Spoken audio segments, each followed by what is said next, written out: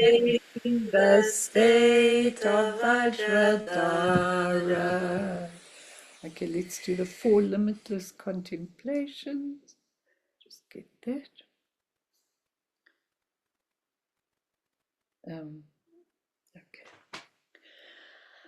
May all beings have happiness and create the causes of happiness. May they all be free from suffering and creating the causes of suffering.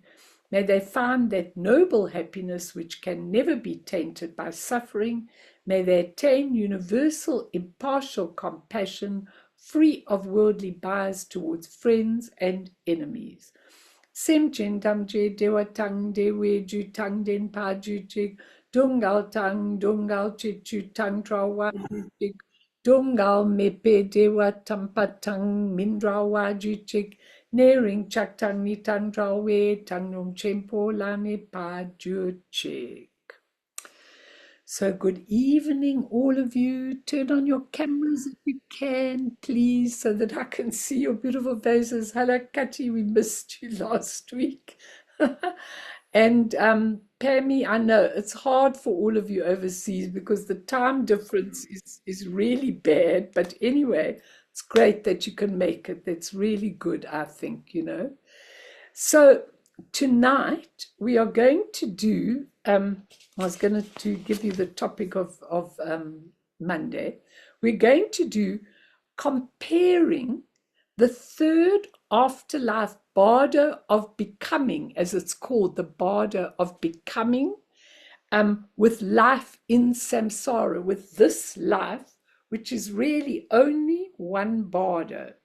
Now, again, I want to do this slowly with all of you. I want to take it through so that you really get to understand yourselves and what it's like in the afterlife for you.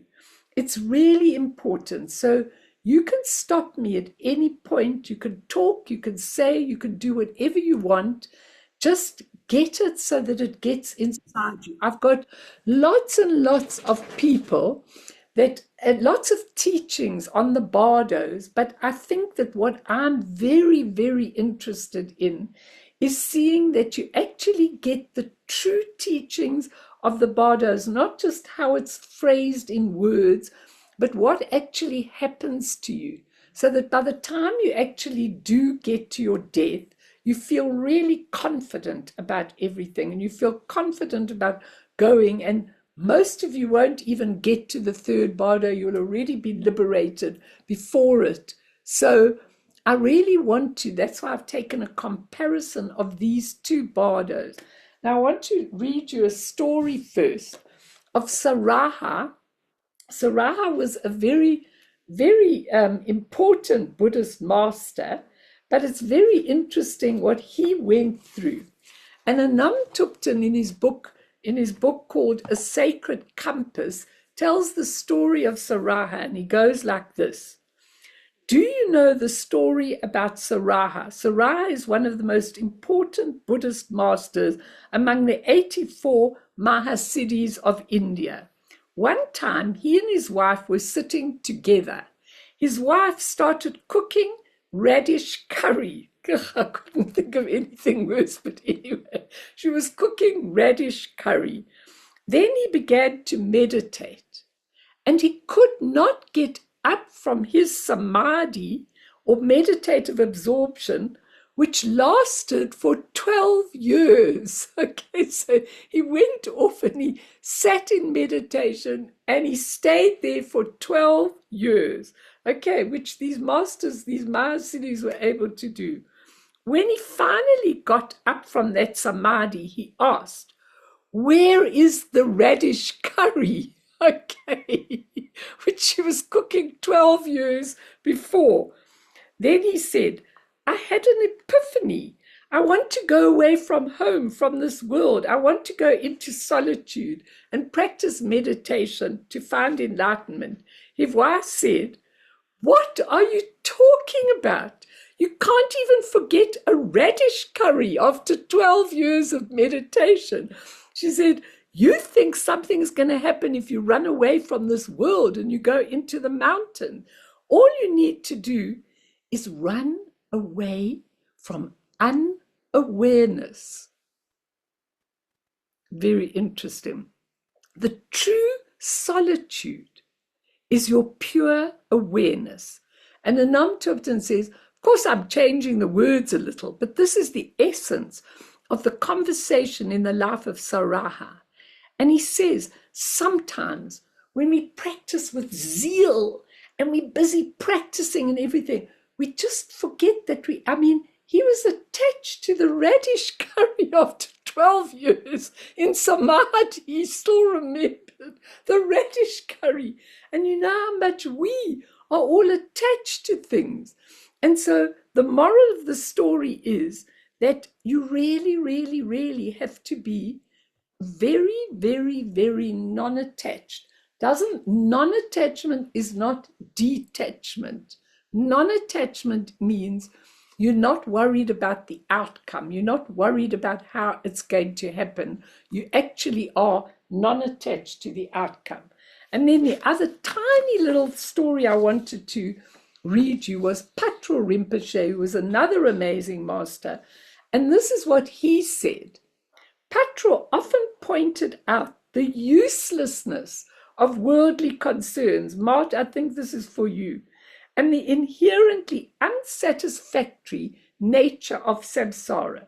In particular, he emphasized the never-ending problems that come with owning possession, saying, "Don't you get it, all of you?" He said, "If you've got money problems. If you have a house, you've got house problems. If you have yaks, we don't have yaks, we have dogs, you have dog problems. If you have goats, you have goat problems. Whatever you have in samsara is problematic." So it's a very, very interesting thing, because looking at that, this is what we are going to be learning about, that our attachments, our real attachments to everything in our daily life, are what are causing our habitual reactions to things. And it's really important that, of course, you put your best into everything. You put your best into everything that you do here, and you make the most of it, and you try really and make it good. But what is really important is the fact that you actually are non-attached to it. So when we are going to look at the two bardos, I'll give you a definition of a bardo in a minute, but the two bardos are the bardo between birth and death, which we're in right now. It also has the bardo of dreams and the bardo of meditation within that life. But basically, we're looking at that life between birth and death, which is called the bardo of life, okay? And the bardo of life is very, very interesting, because what you do with it is so important. The bardo of becoming, which I'm going to go into, is the third bardo after death, is the bardo that is fairly similar to each other, with a lot of differences, of course. But if you didn't manage to create that awareness in this life, if you messed around your life and you really did not create that awareness, then when you come to the bar, you're not going to be able to liberate yourself in the first two bardo. But when you come to that third bardo, which is called the bardo of becoming, it means, what am I going to become? What are my habitual reactions, my habitual karma going to make me become in that third bardo? And the point is, you do have some choice in that bardo if you are a little bit awakened. But if you aren't, your impelling consciousness is going to catapult you into another life, same old garbage, okay, and worse, because you didn't resolve it when you had a chance. So it's really, really important that we understand when we look at these, and I'm going to give a lovely comparison. We'll take it slowly, because, I normally do the Bardo teachings, and you can go on my YouTubes and get them. I do them, intensely and everything. I don't want to do that. I want to really look and examine what the difference between these two bardos is, because it's really, really important for you to understand. If you want to have a different death experience, you have to have a different life experience. It's very, very important. So I want to start this session with 2 pointers, which are really important for all of us to know. Point number 1, everything that we've got in this life is a creation of mind, nothing more. Everything is a creation of mind. And whatever the mind creates, it'll create it and it'll go back into the essence. Okay? That is what will happen with our minds. It'll create it and it'll go back into the essence. So we ask the question, so what are you saying? Does it mean there's nothing out there? Well, actually, it does mean there's nothing, no thing out there except the creations of your mind. So if you want to have a different life, you're going to have to change the projector that is projecting these creations. If you want to change what you think is out there, you change it. You have to change. This is the projector. So when you are going, oh, I'm moaning my plot, and this is what's wrong with me, and this is what I've got, and this is how it is, and all of this kind of thing, you're not going to get change from that. There's no space to change it. You've got to change the mind that is creating this reality for you. There's no other way to do it. So we have to create a different reality. Now I'm just going to give you these 2 points and then I'll throw it open. You have your ordinary human consciousness called the mind, called Sem in Tibetan, S-E-M-S. Okay, you have that consciousness. And that's the mind that you mostly use in this life. Now, what is that mind? That mind is a part of your whole true nature, okay? But we don't know it. We only use a little part. We think the mind's the brain. Oh my God, what a mistake. The nature of mind does not even need a brain to operate. The human mind needs a brain as an organ. The nature of mind doesn't need a brain, not at all.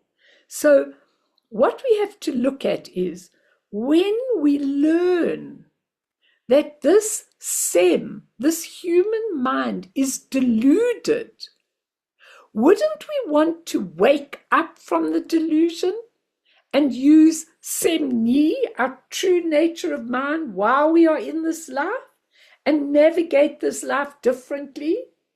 That's my question number 1 that I'm throwing out, and you can answer me, because the thing is, it's all very well to talk about it, but how do we do it? How do we get to do it? How do we get to use Semni instead of Sem? Okay? And how do people who don't know that they're only using Sem get to awaken to Semni? Because for me, that's the only thing. It's not about whether you get a job, whether you've got money, whether you've got this, whether you've got that. Those are all the conglomeration of our creations, and they come out of your mind. And when you benefit, when you create good things, usually good things come back. It just works like that in the universe. So that's my point number 1. Everything is a creation of the mind, okay? Number 2, this life is a one bardo from birth to death. It's one bardo, one interval, one thing between 2 points. That's all it is. So then you get old, you get sick sometimes, you die, and then you come back and you start another bardo. You're in an interval like that. It's just an interval, nothing more, nothing less, okay? So it's a gap, an interval between 2 points. What is very interesting is that the same Anam Tupten says, being in a bardo right now means we haven't arrived at our destination. Did you ever know you hadn't arrived at your destination? Because this life is to arrive at your original destination. Some people will say to you, oh, I've arrived at my destination. I've got a lovely family. I've got a lovely home. I love my career. I've got good health. I've got enough money. Surely that's a destination. But remember, at any moment of that type of destination, it could all change. Tomorrow morning, it could all change. You could get an illness diagnosis. You could lose your spouse. You could lose a child. You could do something of that nature. You know, at any moment, what you call the destination may not be the destination anymore, because we haven't arrived at the destination. Only when you actually get to the real destination, you're no longer in a bardo. You might be here on this planet, you might be in a life on earth, but trust me, if you've reached your destination, you can choose all the circumstances of your life. You can come purely as an example to people, like Guru Rinpoche. You can leave at any time. You don't get sick. You've got a rainbow body. You can emanate emanations wherever you are. That's when you've arrived at your destination. But trust me, none of us have arrived at our destination, okay? And when something changes, when you think you're in a good destination, you could not like your new destination. You could be very unhappy because now all the things that worked for you are not working anymore. So it's definitely not a stable destination. Are you tired, Phil? I can see you yawning. Okay. Zongsa Kyetsi, in his book Living is Dying, he says, the sole aim of all the Buddha's teaching is to realize that each and every samsaric phenomena is an illusion. Everything we think we have is an illusion. Even ourselves, we are just an illusory body. That's all. This is a body. It can go at any time, can dissolve, it can become ill. It's an illusory body.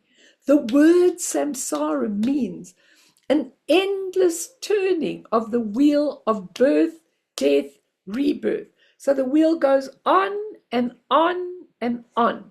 The impelling consciousness catapults us into all these different circles. Wrong parents, wrong child, wrong energy, wrong mind, wrong, all these sort of things. We get catapulted into that all the time, okay?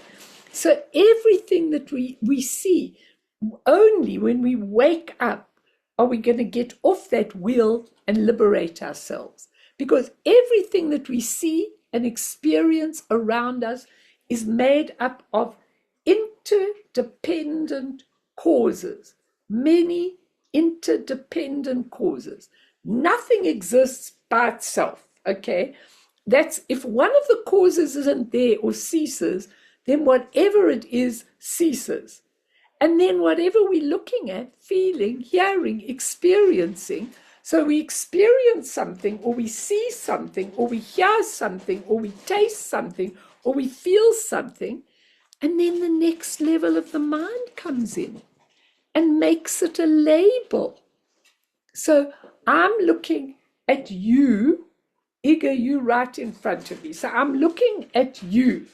And now so I'm seeing something. My visual consciousness is seeing a woman, okay? My mind consciousness, my visual consciousness doesn't say I'm seeing a woman. My mind consciousness says, this is a beautiful woman. That's what my mind gives it, a label. If I'm looking at a bottle my visual consciousness sees the bottle, but then my mind consciousness, one of the level of the human consciousness, says, this is a bottle. Okay. Then the next level is called the klesha consciousness. The klesha consciousness is like all your emotions about it. So the next part of my human consciousness says, I like this. I'm going to drink some of this. I don't like the taste. I'm getting rid of it. Okay. Your klesha consciousness says, I want more of this. I really do. I'm going to go all out of my way to get more of this. Okay. I'll do anything to get this. Now, if you look at those levels, your consciousness sees, hears, perceives, all the rest of it. Your mind labels it, your mind consciousness. Your next klesha consciousness says, I like it, I don't like it, this is awful, I want this, I don't want this. And the process goes on and on and on. Such a tiring, ongoing process of human consciousness, day and night. So we're trapped. We're trapped until we make up our mind not to be trapped anymore. So does anyone want to say anything? I've given you a lot of things here. But those 2 points, mind creates whatever is around you. And secondly, this life is only a bardo, only a point between birth and death, nothing more. It's only here to reach your destination. And if you're in a bardo, it means you haven't reached your destination. Do you want to reach your destination? Yeah, you want to. Does anyone else want to reach their destination? My husband doesn't. You can stay, but you won't have me next time, okay? He says, yay!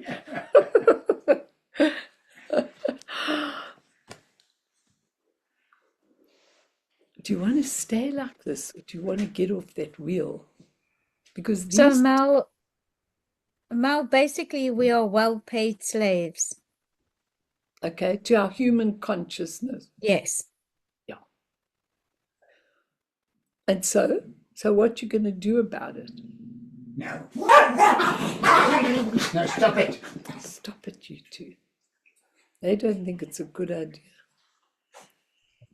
Well, if you don't know, then if you don't know what you don't know, then you'll carry on being trapped. But if you have some awareness, then you can have more meaning in life and see it for what it is, or let the phenomena play out, but you're still learning. So awareness is key, but you also need a compassion as well. Yeah. Compassion for yourself. For yourself first, but also for others. Because if you have awareness of where you are, but it's lacking in compassion, then you kind of only have the one wing of the bird. Yeah. It's true, 100% true. And I like what you're saying, because I really think we are slaves to the human consciousness. And I am sick and tired of it. I'm sick and tired of it. I really, really, really want to be liberated. I want it more than anything other goal in my whole life. I want to have choices. I really do. Stop it. You stop fighting with each other. Stop it. They're having fights, my 2 dogs. And then you'll come back in another animal realm, you two. Do you want that? Where you can't even put a blanket on and where you get shouted at by me. I mean, we caught, we trapped, we trapped in this. And it's time for us to get out. And that's what I'm trying to do with all of this, so that we don't go on suffering. Can you all accept that your mind creates the circumstances of your life? how you look, what you have, how you behave. So the circumstances you are in are never a mistake. There's never a mistake. And the circumstances you are in, even if you've got a tormentor, the circumstances you are in are correct for you. So the sooner you learn to bow to them and face them and work with them and understand that you created them and understand that they're only interdependent causes, they're illusory, the quicker you will be able to get off the samsaric wheel. I scream at people. I've screamed at people all day today. Okay. You know, come on, have a look, have a thing. A couple of them aren't here tonight. I think they're licking their wounds from me today. Okay, but the thing is that it doesn't matter. For me, it doesn't matter if I'm able to take one person in this world and help them to get off the wheel of life, then I've done my purpose in life. Can Anyone I else? ask Please. about 5 questions on the trot, but I'll be as quick as I All can. right, ask them all. It's lovely. Okay, the first one, the story about the radish man. What was the moral of the story? Was his wife right, or was he right, or was nobody right?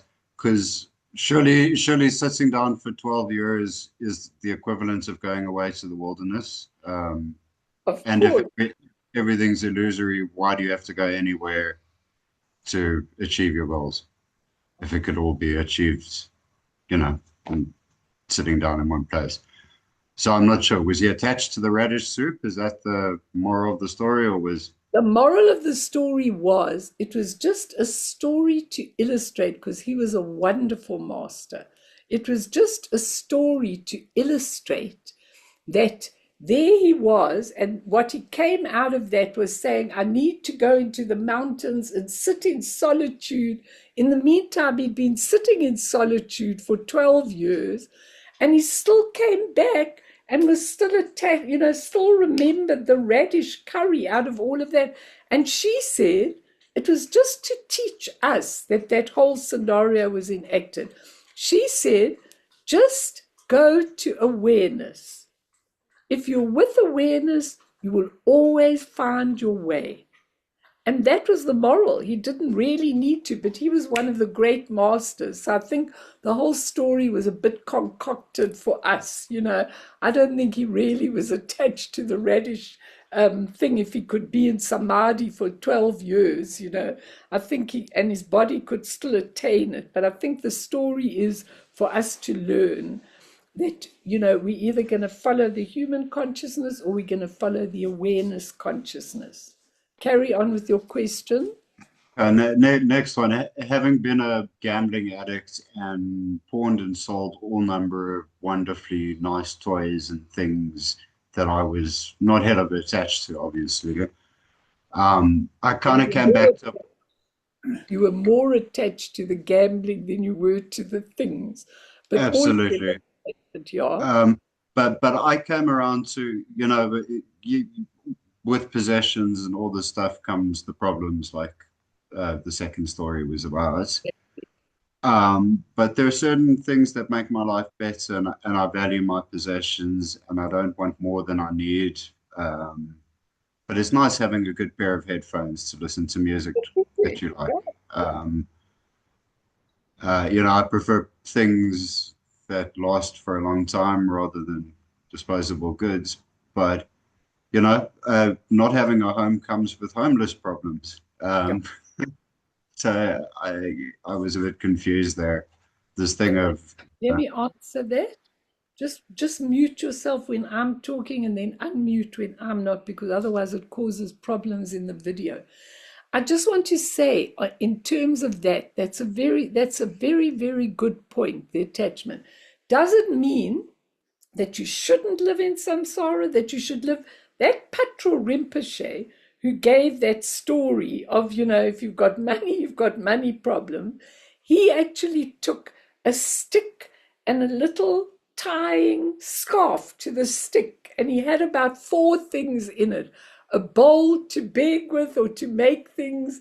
He had, I think, 4 things: a bell so he could do his practice. He had about 4 things in his bag, and he went off and he just went wandering. And wherever he was, people came to him to teach and learn and everything.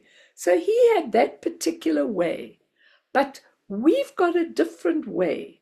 Okay, I certainly want a comfortable home. Okay, I want a comfortable home. I want enough so that I can get food, so that I can have a lovely place to live in. But the point is not that. The point is the attachment fully to it actually takes you away from developing your awareness and your actual practice. For me, the practice comes first thing in the morning, every single day, not as absolutely unconditionally. So for me, you can have a beautiful life, you can have a beautiful home as I have, and want to share it, and want to offer it, and want it to help people, and all of that kind of thing, but not be attached to it. And you know what I say, I've told people I say this, because I know that Guru Rinpoche helped me to find this place. And I'm always in my prayers say, thank you so much for this temporary abode. Okay, so even though I'm not moving again in this life, but I say, thank you for this temporary abode. So I'm fully aware that this is a lovely place to live, but my most important thing is to do the practice and be able to liberate myself, and hopefully with myself, a lot of other people. So I hope that answers that. Next question. It's lovely that you're asking them. Ask them. You're Sorry, asking. last one actually, and this is more just understanding Buddhism. So samsara is the wheel of life, Yeah, birth and death, and each turn of the circle you have 3 bardos. Is that correct? And yeah. once you come to the third one, you'll either go back into a body of Yeah, some I'll sort. tell you about that in a moment, those bardos, because I'm doing them very briefly now, but we're going to go through them to get to that third bardo. But you've got 3 afterlife bardos and 3 lives in this life, because they take the bardo of this life, which is between birth and death, the bardo of dreams, which is all your sleep states. That's also a bardo. And the bardo of meditation, which is all your meditative states, is another bardo. So there are 3 bardos in the bardo between birth and death, and then 3 afterlife bardos. And what we're looking at is the third one, because you've missed the boat. You haven't liberated yourself straight after. So then you come to the third one, where it's called the Bardo of Becoming. It's also the Bardo where all your karma becomes manifest. So people often think that's the only afterlife state. But there's an afterlife state in which you can absolutely liberate yourself. But the majority of people don't liberate themselves in the first 2 bardos after death and land up in the bardo of becoming. That's why I'm teaching all of this. So sorry, just to understand the Oh, structure. it's very good. Every lifetime, including death time, is 6 bardos. 3 while you're alive, 3 after you die, Yeah, yeah, and then indeed. after Yeah, which you start again and you do yeah. another. Or you are enlightened and you get off the wheel. You get off the wheel and you don't come to any bardos. You able when you are liberated to manifest yourself anywhere, on any universe, on any planet, on anywhere where there's a need for of sentient beings to help them. Uh, But you and know that's enlightenment, nirvana, all that stuff. not nirvana, because nirvana is also an idea that I'm going to sit in nirvana, like I'm going to sit in a beautiful place and it's going to be gorgeous. It's not like that. It's a state of enlightenment where there is a nirvanic state within you. But that state comes with what Kathy was saying, with deep compassion. So you don't want to be in that state and just sit in a place somewhere and not do, and not help all the people who are suffering in all the universes around you. So think about that. It's not escaping from it. It's being completely in that beautiful state so that you can serve all sentient beings, not only humans. Okay. And then, sorry, last question. Destination. Each lifetime you have a destination, whether it's going to land you back on the wheel or in this other place. But is the destination in some way the origin, getting back to some like source of everything? The destination is where you began. The destination is with you all the time, past, present, and future. It's always there. The destination is your true nature of mind. If you just touch it once, you'd know that that's what I want, because that part is absolutely cognizant. It's awake. It's absolutely awake and knows exactly what it's doing. And that part of you can really guide you and help you with everything that you have to go through in your life. It's really important. So this is just on the way to the destination. And really, we had the destination before we lost our way. That's the sad part. So we've just got to, I've listened to so many teachers teaching about it, and they go, you just need to connect with that beautiful Rigpa, that cognizant awareness that is within us all, in our Vajra body. And then you've got your way. And for me, even when I'm counseling people, I try as much as possible not to let Melanie decide about that person. I try to sit back and allow that true nature of mind to come through and give that person what they're needing, and it's something you learn over the years of helping.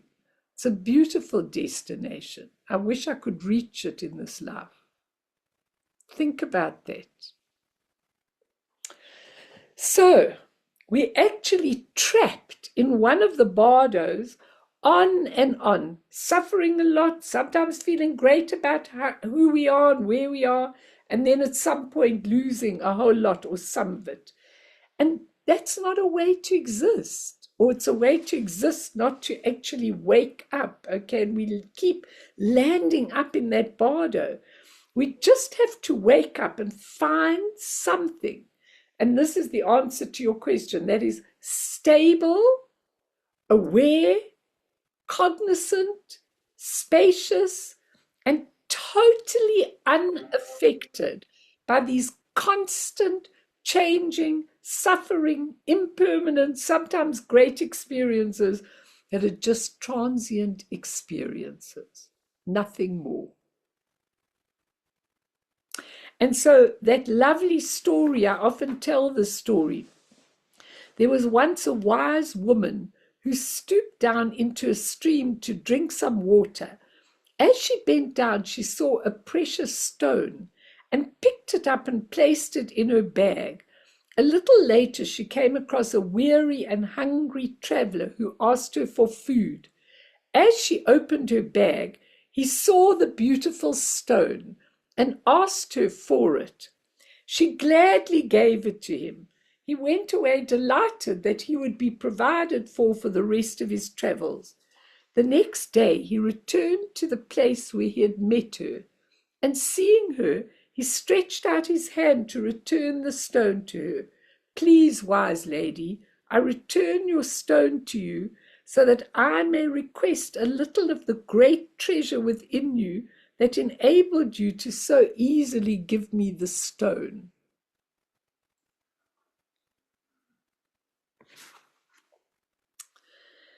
So, What all of this means is that we need to discover our true nature of mind, Semni, Rigpa, awakened Buddha mind, always here. And while we're in the 6 bardos of samsara, we usually need someone to point this out to us so that we could awaken instantly. We don't really know how to get to it ourselves. So we need it pointed out to us, often by a master. And in Buddhism, it's called the pointing out instruction. It's notre. That's what it's called, that you get from a master. So those pointing out instructions are actually very, very beautiful. And I want to just give you 1 or 2 of them. Sometimes you might get to a master who might give you those pointing out instructions. So let's just look at one of them. You know, there was Patrul Rinpoche that I told you about, okay? And he had this very, very divine pupil called Nosho Kempo. He was really a very, very beautiful one. And Nosho Lungtuk asked Patrul Rinpoche on a number of occasions to give him these pointing out instructions, because he felt he really hadn't understood the nature of mind experientially. But Patrul Rinpoche didn't respond to his request for a very long time. One evening, they were camping outside in the mountains. Suddenly, Patrul Rinpoche said, "Can you come and lie next to me, your old dad?" Nosho Kempo said, "Sure, yes." Patrul Rinpoche said, "I want you to lie on your back and look at the stars." Without any rituals, prayers, or anything else, he lay down on the ground, and then Patrul Rinpoche asked him, "Do you see the sky?" He said, yes. They were both lying on their back. "Do you see the stars and the moon?" He said, yes. He said, "Do you hear the dogs barking in the monasteries below?" He said, yes. He said, "Do you hear that I'm talking?" And Nosho Kempo said, yes. Patrul Rinpoche said, "That's it. That's the nature of mind." At that moment, Nosho Kempo had a profound epiphany where he felt he realized the nature of mind. Even though this sounds so simple, it makes sense, because in that moment, he had dropped all his mental activities, all the activities of the human consciousness that you're talking about. He had dropped all of that. He was fully the past, the future, the judgment, the worry, and so on. He just dropped it. He was fully in the present moment, in direct touch with reality in that moment. He said it was absolutely amazing. He just knew. So finding that nature of mind and having it pointed out to you may seem to you, wow, that's got to be a very special experience. It is a special experience, but very, very simple. And the same Anam Thupten, who was writing about it, he said he wanted a pointing out of mind. So he went to this old Lama, Lama Garwan, while he was still alive, and he sent a message to him to say, "I really want the notred, the pointing out instruction." And he was scared he might refuse, but the old monk said, okay, he could come and get it. So he went to see him the next day, and he did all the prostrations and all the things you needed to do. And Lama Gawan was sitting on one of those traditional square-shaped beds. So he said, "I'm so happy to see you," and all of that. The master said very, very few words, hardly any words. And one phrase was, "It's awareness without a trace." Remember that sentence. It's awareness without a trace. And that's it. Now, afterwards, he had this feeling Shouldn't it have been more? Shouldn't there have been some magic? Shouldn't it have been No. It's the most simple, down-to-earth, basic thing. He said, what did he mean, awareness about it without a trace? It's a state of awareness that is not stuck to anything. Think about that. It's a state of awareness that is not stuck to anything. When a bird flies in the sky, they don't leave a trace, not a single trace. And in the same way, when you touch that nature of mind, there's not a trace of all your garbage.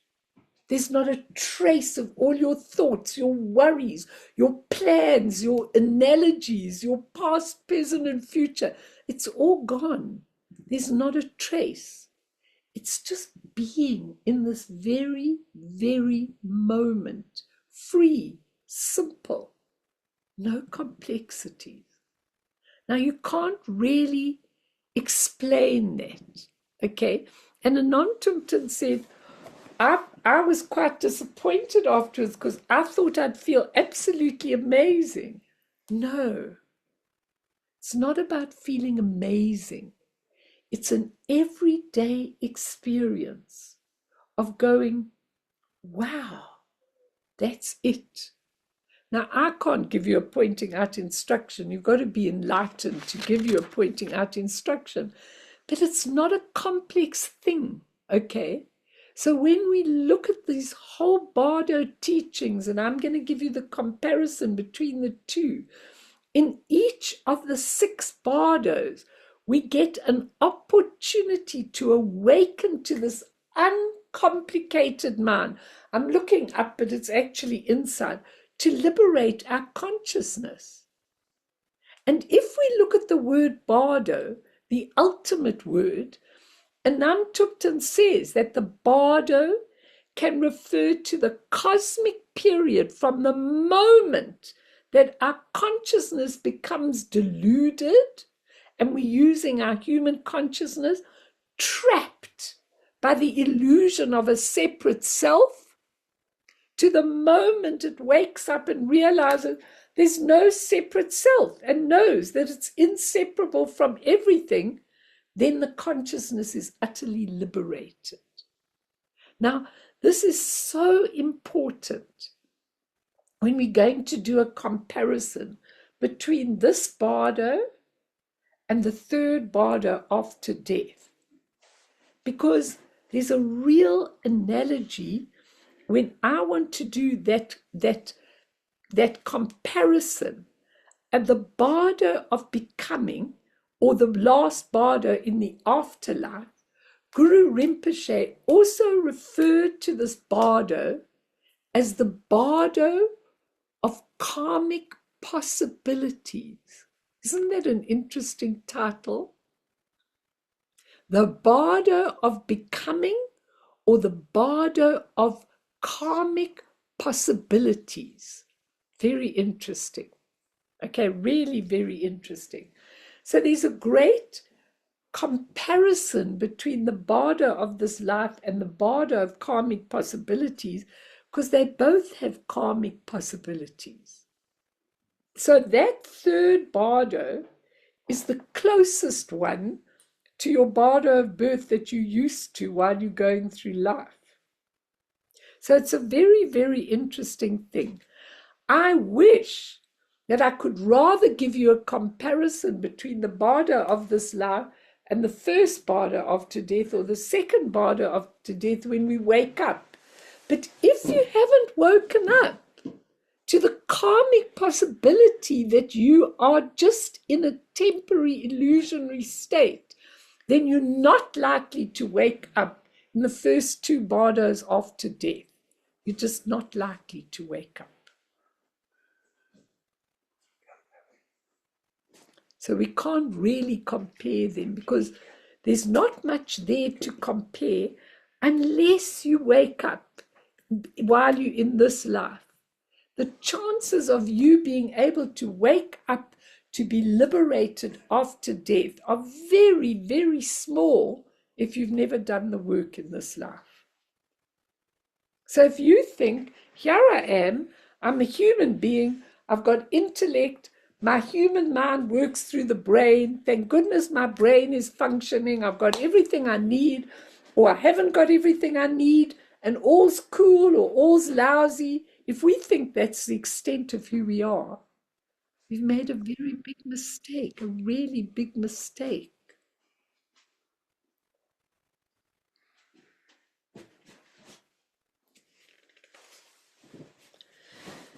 So, at the moment of death, all the seven, I've given you 7 levels of of your human consciousness.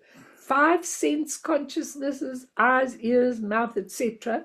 5 sense consciousnesses, a mind consciousness that labels, and a klesha consciousness that develops, I like it, I don't like it, I don't want it, I do want it. Then you've got your 8th level of consciousness in your human consciousness, called your alaya or your substrate consciousness. And in there are all the records of what you've done in this life.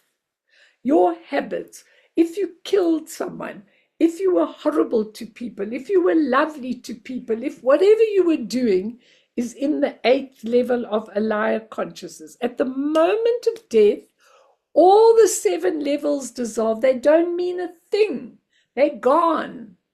What you saw, what you learned, what you studied makes no difference whatsoever. The only level that goes with you is the 8th level of your alaya consciousness that's got all your habits and your imprints that you have created right through a life.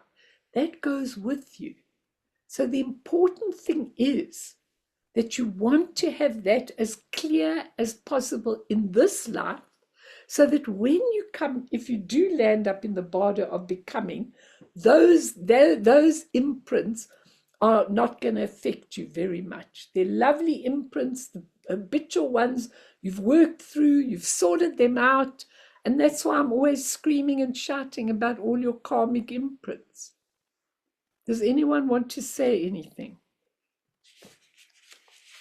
Just a small thing. Please, Mark. Well, you just said that in the Alaya consciousness, there's all the imprints or the karmic imprints of this lifetime. Yeah. It would even go further back, wouldn't it? I mean, previous. Yeah, of all lifetimes. Of all lifetimes, yeah. Yeah. Okay. Yeah. That's what I mean. But yeah. hopefully, we've paid off and worked through sure. and seen, especially when you have repetitive things in your life. If you've got repetitive addictions, if you've got repetitive shortages of money, if you've got repetitive people really not giving you what you want, if you've got repetitive people doing all these things in your life, look at it and bow to it and be grateful that you're having this opportunity, open portal to unity with your true nature. Because that's the only way you can do it. And yes, you're right, it comes from lifetimes and lifetimes. But imagine if you got the same imprints, lifetime after lifetime. And when we go into the depth of what this Bardo of Becoming is, you're in a mental body, not a physical body. And a mental body is an entirely different story to a physical body. Because in a physical body, you can hide everything. You can pretend. You can not let people know who you are. But in a mental body, you are what you are. You are what you think. You are what you create. So that's why it's so important, really so important to look at it, okay? So let's look at just a few things and then we're going to do a meditation. Anybody else want to say anything? Please do, because I really want you to get this. The greatest possibility is to wake up without the interference of the human consciousness, which always interferes in this life. Your consciousness is always going, Oh, well, I think I'll fix that tomorrow. Oh, well.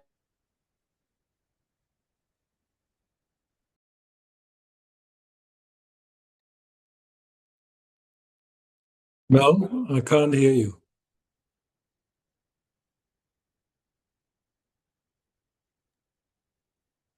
Anybody else? Just nod your head.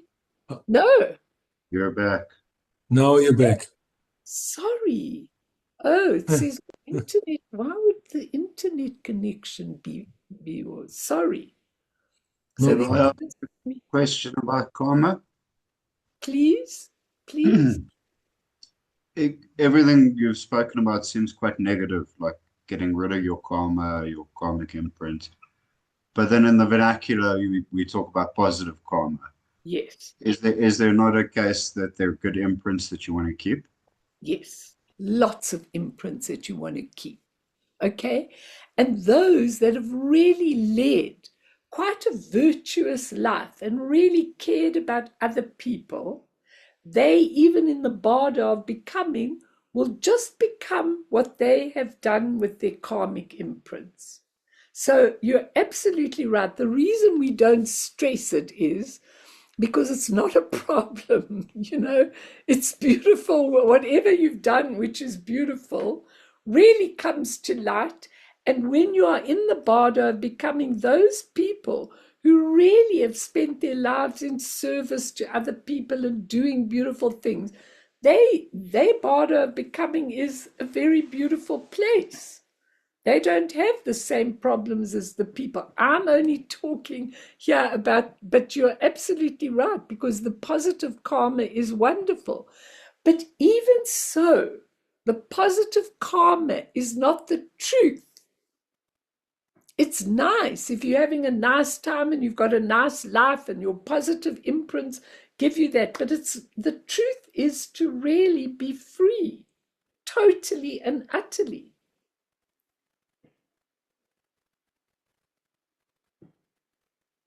Karma is really a part of samsara, isn't it? Completely. And that's why, Positive or negative. yeah, Yeah. and that's why the bardo between life and birth and death and the third bardo in the afterlife are related, because the third bardo is what most of us think of as the afterlife.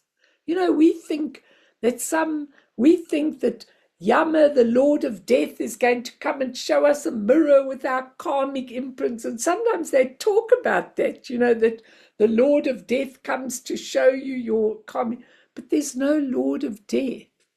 It's your own mind. Your own mind, because when you're in a mental body, it all just comes up for you automatically. You can't hide.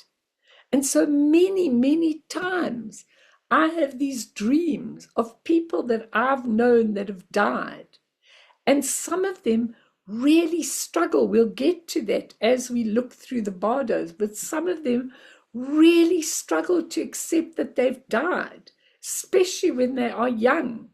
And I remember one young couple that he went on a motorbike and he had an accident and died. And his wife, it's a very interesting story, because his wife really suffered from a lot of depression. She used to often go with him to work, and they had these two young kids, and he did everything. Okay. And suddenly he went on a motorbike and he got killed. That night, I had this very, very vivid dream, which I often do with people who've died. I don't see them, but I see them in my sleep state very often, or a few days after he died. I can't remember exactly when I saw him. But he came to me and he said, Melanie, I haven't died. He said, I can't leave her. I can't leave these two children. I haven't died. And I said, you have. And don't worry, because somewhere inside her, she'll have the ability, which she did, to find what she needs to find and to take care of it. But I spent the whole night, that sleep state. The next morning, I was absolutely exhausted because he was hitting me in the dream. He was hitting me and he was saying, please tell me I'm going to wake up from this. I haven't died. I haven't died. And I said, I can't tell you that because you have died and you need to accept it. And you need to move on to the light, I told him. So many times I have people in that Bardo of Becoming coming into my sleep state, and I'm helping them with being able to accept where they are. And there are, which we're going to talk about soon, many, many things you could do to help yourself, even in that third Bardo. And if you do have some kind of practice and some kind of knowledge and some kind of wisdom, you can meditate when you're in that Bardo, and really you can ask Amitabha, you can ask Guru Rinpoche, you can do those prayers in the Bardo and still liberate yourself, at least on some level. Very important. So I just want to say to you, okay, in the first Bardo, the Bardo of dying, I'm not going into it tonight. You can get it off my YouTubes. It's all there. But when the elements dissolve and you are freed from your physical body, the outer elements and the inner elements dissolve, and then you are free from your physical body, it is at that time that they say, oh, to unite with the clear light, the absolute essence. It's your Dharmakaya state that when people are really enlightened, they just go into the Dharmakaya, into the clear light, and they're absolutely liberated straight after the death. Maybe sometimes doing the power, but we're not talking about.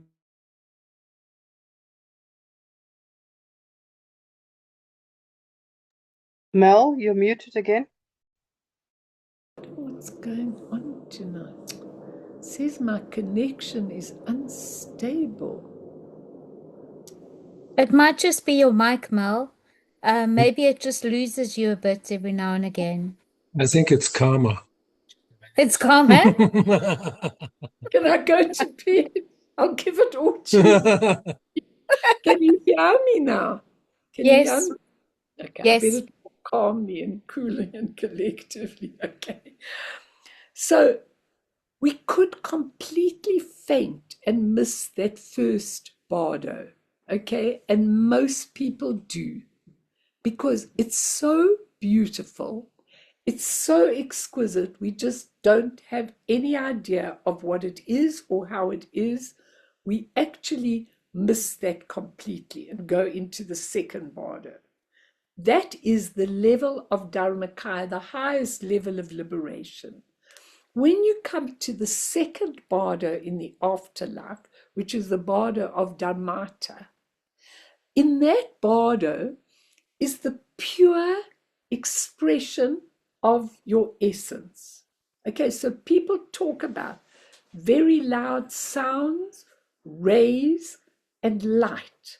So when you come to this Bardo, if you really don't have a clue, and most of you do have a lot of knowledge, and I teach it all the time, then those very loud sounds, rays, and lights are very scary to people. And at that point in that second Bardo of the afterlife, the Bardo of Dharmata, you actually have something from your heart which goes out and shows you the whole. I'm teaching on a Monday morning, which some of you that aren't there might like to do, the 100 peaceful and wrathful deities. And that's your total awakened nature. Now, in that second Bardo, your total awakened nature comes in front of your eyes. And if it's familiar, if you are familiar with the 5 wisdoms, then you absolutely find that Bardo exquisite. And as soon as you are able to recognize that this is me, you're liberated at the next level, not the first level, the next level. You're totally liberated at that Sambhogakaya level. Now, lots of you really know this stuff and really could liberate yourself in that second Bardo. most people just faint because the sounds, the brightness, everything that they see is just too much for them. They're not familiar with it. I'm totally familiar with it. If you're totally familiar with it and you recognize, you can be free on a very, very beautiful level. But I'm not going into that whole bardo now. I'm just telling you what it is. If you cannot see any awareness in both of those bardos, you land up in the bardo of becoming. And that bardo is much more familiar to all human beings, okay? Because that bardo is where your alaya consciousness allows you, that's in a mental body, and you see everything in front of your eyes, all your karmic imprints, good and bad. The good is very beautiful to look at. The bad can be very, very overwhelming, okay?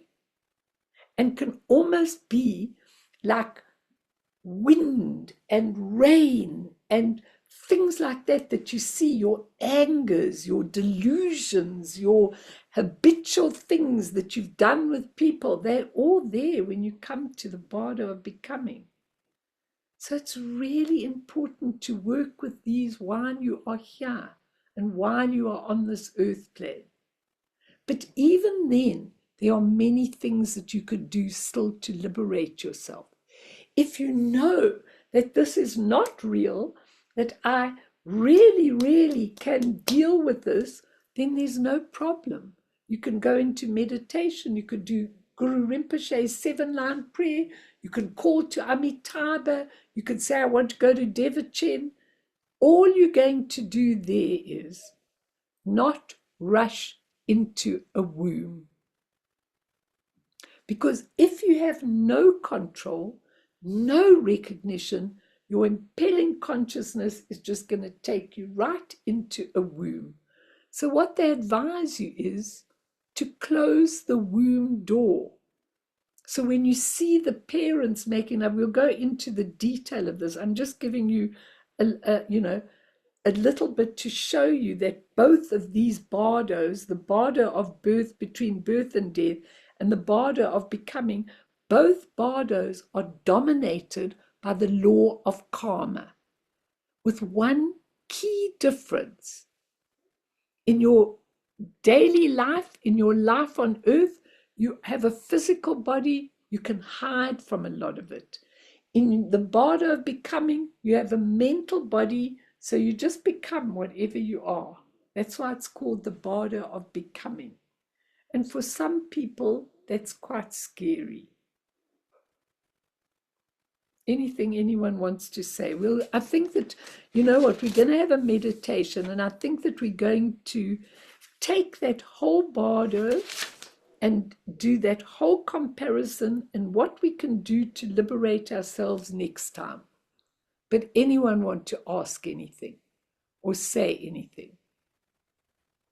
Yeah, Mala, it's just that our delusions, we can be so deluded, we don't even know that we're deluded. Yeah, And even though we're on the path, or even though we have some awareness, the delusions can be so thick to see through those veils, and it can take hundreds of lifetimes, just to, get anywhere without sounding too depressing. But I also wanted to add, for some reason, I keep wanting to say this because I'm writing an essay on compassion at the moment. But Paul Gilbert is a psychologist who's written books with Chöden. Chöden is one of our Buddhist monks, and he writes about their he wants to kind of take us off the hook a little bit, and especially for people that are new to this, is that Paul Gilbert's theory is that there are evolutionary reasons for our depression, our anger, our habitual patterns. For hundreds and hundreds of years, we've lived a certain way, and there's a reason for the things that we do. But if we use compassion and we keep compassion and mindfulness and we keep on the path, that it can help us and others so much. But then he says, we are the servants of consciousness, and that it's consciousness that is going to help everybody. So, yeah, I just wanted to say that quickly. No, but hang on, I want to ask you something, Kathy. Yes. So when he says consciousness is going to help you, which consciousness? Okay, Not the so human, not the human consciousness. no, it's awareness. Yeah. So we need to have awareness. He says that our true nature is consciousness, Yeah. and that when we have an experience of consciousness, that compassion is all there is, and that when we experience consciousness, we experience supreme love, and we can experience being a part of everything. And It's despite talking our about he's talking about awakened consciousness. awakened Yeah. consciousness, yes. Mm. And that we've got these evolutionary or biological minds that, it's one of the reasons why we behave the way we behave. But, we can train ourselves. A lot of these theorists say that compassion, you can learn compassion, and self-compassion first is really powerful. It can change everything. And I don't think we teach that enough anywhere, because, I think we do, I think we do all the yeah. time, and I certainly do a lot Yes, you do. You do. of the compassion, because Yes. I think that what we're looking at here, it's so interesting, but what we're looking at here, they're saying the same thing as we saying, in the Bardo teaching. But the bottom Yeah. line is that most people are too lazy or don't believe in themselves enough to get there. So I think that's also what he's talking about, self-compassion, that you agree that you really can, you really can find that nature of mind. It's so difficult to explain to people. Someone asked La Milena, what does the Dharmakaya look like? So she said, I can't answer that. There aren't any words. But we still put words there.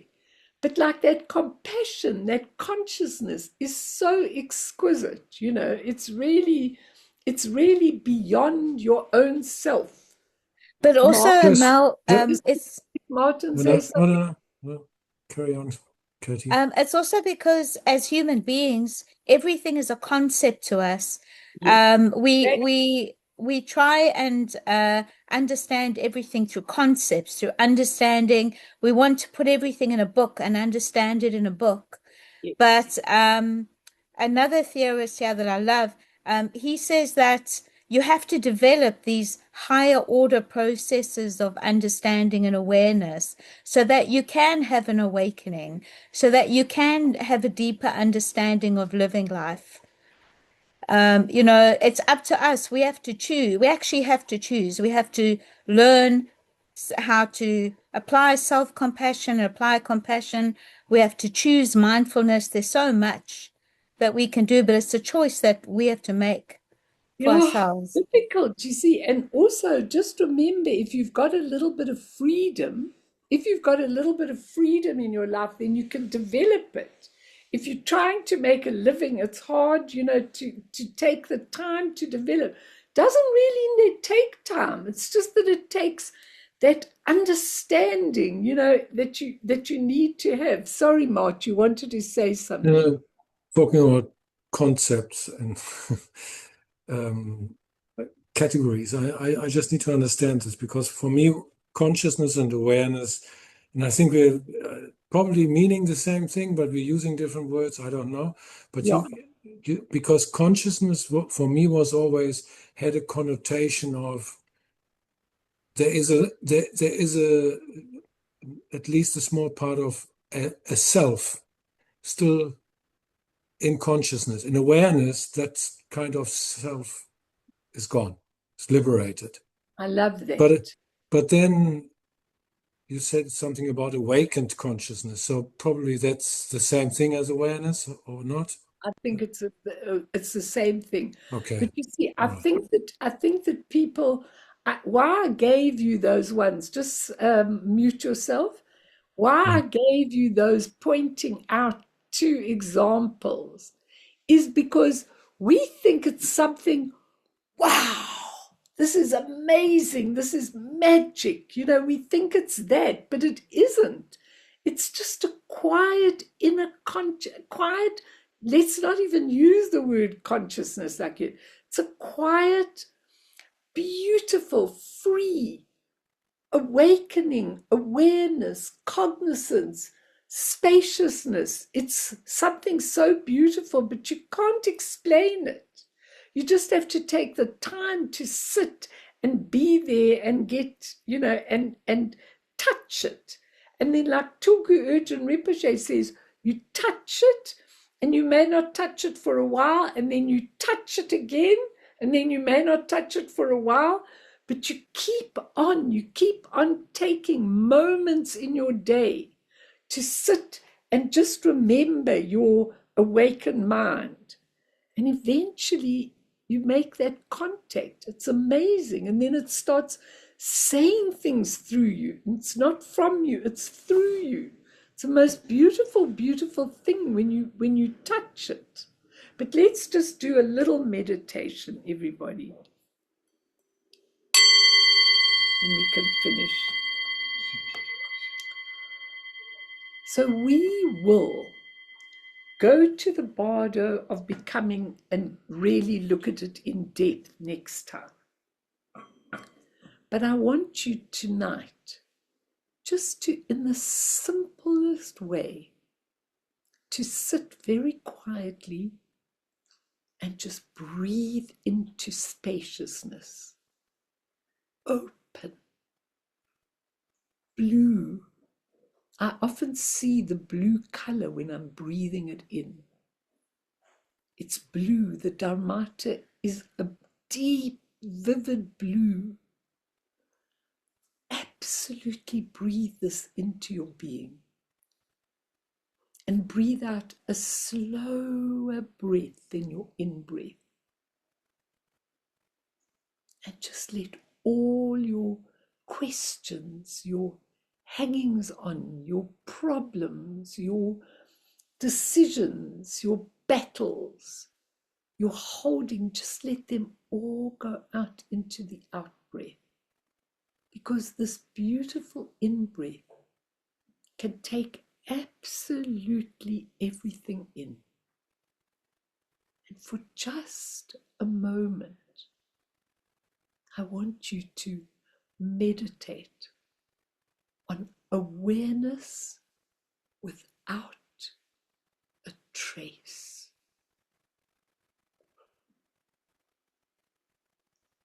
Just as a bird flies in the sky and leaves no trace, I want you to think of the beautiful freedom of awareness without all the things that are troubling you. Just space, no trace, awake,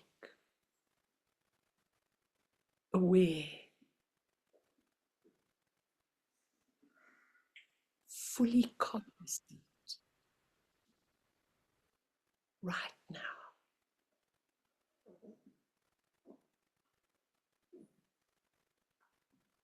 Awareness without a trace. And track your day to day. See how many people you were really in touch with today. How many things touched you in the moment? An animal, an experience, a person. I want you to feel that connection without a trace. reaching into the hearts of everything without a trace, no debts, nothing spilling over, just awareness without a trace, no past, no future, just this moment.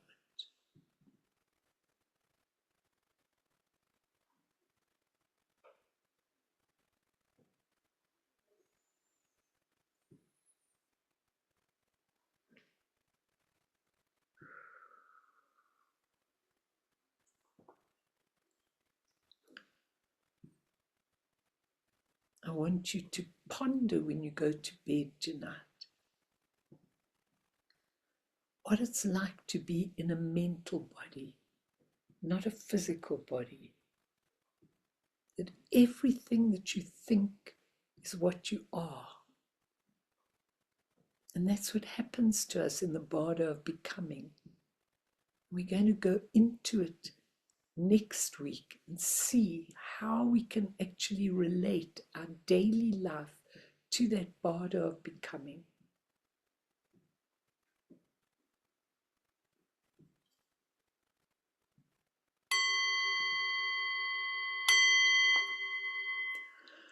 So let's dedicate V to all the people that are in the wars, all the people that are suffering, all the people that are struggling without work, without this, without that, all the people that are in bomb shelters at the moment. Let's dedicate all this teaching to all of them, and to especially the ones that have died in these wars, that have to find their way to the light. Through this merit, whatever merit there is, may all beings attain omniscience. May all obscurations fall away from the stormy waves of birth, old age, sickness, and death. From the ocean of samsara, may all beings be freed. Sonam diye tamje zipane tupne nepe dranam pamshene jeganachi balak dopaye sipe sole doa do warsho.